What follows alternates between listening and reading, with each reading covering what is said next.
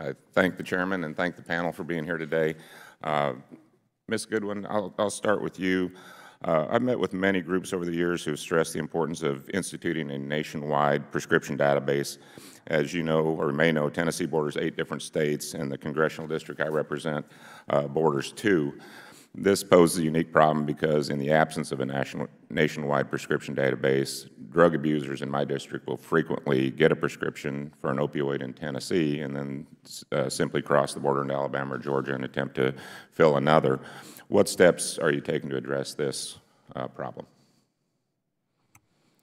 So GAO has not looked into that specifically. When we did some of our review, we did talk to a number of representatives from the HIDA program. So I think actually Mr. Carr can speak more eloquently to that than GAO could. Okay, thank you. Thank you, Congressman. I'll try. Well, I know several years ago we were detecting people that were getting prescriptions filled for them or written for them in Kentucky, and they were driving to Miami to fill them. And I don't know how many pharmacies they passed on the way, so I think you can know what they're up to. With the PDMP, that's been implemented, Prescription Drug Monitoring Program, I think that's a good first step. There's some issues with PDMP in that they're all activated at the local, the state level. So in some cases, doctors are required in that state to look at the PDMP to find out if their patient before them has in fact been given a prescription for an opioid or the like by another doctor. In other states, however, it's only recommended, and they don't have to look. So I think we need to do some more work on that. I think, personally speaking, I think a national database makes sense, especially as fluid as our population is today. And I would agree with you. Thank you. This is for any of the panelists regarding hospice care. Under the current law, to my understanding, hospice care staff are not allowed to dispose of the patient's prescriptions when the patient passes away. This often leads to families sometimes taking narcotics or opioids home with them, or they may end up in their medicine cabinet and be forgot about, or somehow taken out of the home, and it leads to an increase of the drugs being distributed back into the community. What safeguards can we enact to ensure that this problem is dealt with? Thank you, Congressman. I think it's important for us to be able to have the take-back days as well as enhanced efforts to destroy the medications. Going back to, I think we're getting to a place where opioids, as they are in the market, are going to have companion mechanisms dispensed to patients to be able to destroy the medications. Also, blister pack. We've just enacted laws to limit the initial prescribing in ERs and outpatient. So what happens?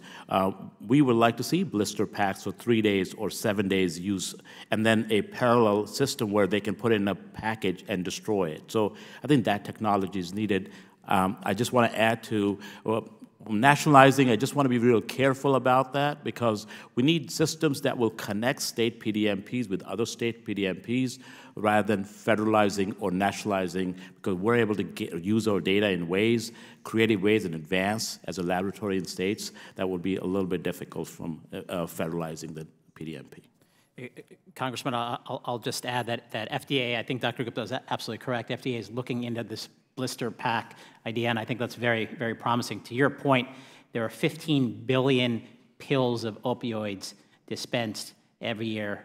Only 6 billion, 40% are consumed. So 9 billion pills are, as you suggest, going in different places and oftentimes end up in families' medicine cabinets. If you can answer this for me, I've heard that of the prescription opioid-related deaths, over 90% of those are not the person that the drug was originally prescribed to. Is that your understanding? I think it's a large number. There are over 11 million Americans who are misusing opioids. So either they didn't have a prescription, or they're not following the prescription. So I mean, I think that's a really important point to drive home, is that you know, the physicians are prescribing the opioids. We're doing that at a lower rate, but the opioids are getting in the wrong hands, and there needs to be a focus on punishment for distributing controlled substances, and the patients need to be educated before they leave the office and probably at the pharmacy as well. And if the chairman would indulge, just one last question.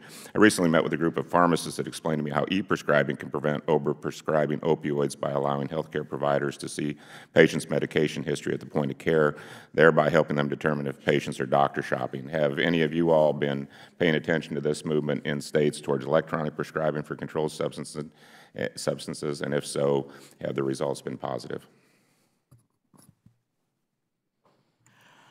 Congressman, I would say that we have attempted to do that in West Virginia. One of the challenges, I go back to this rural America divide, is that we have places we don't even have broadband in West Virginia.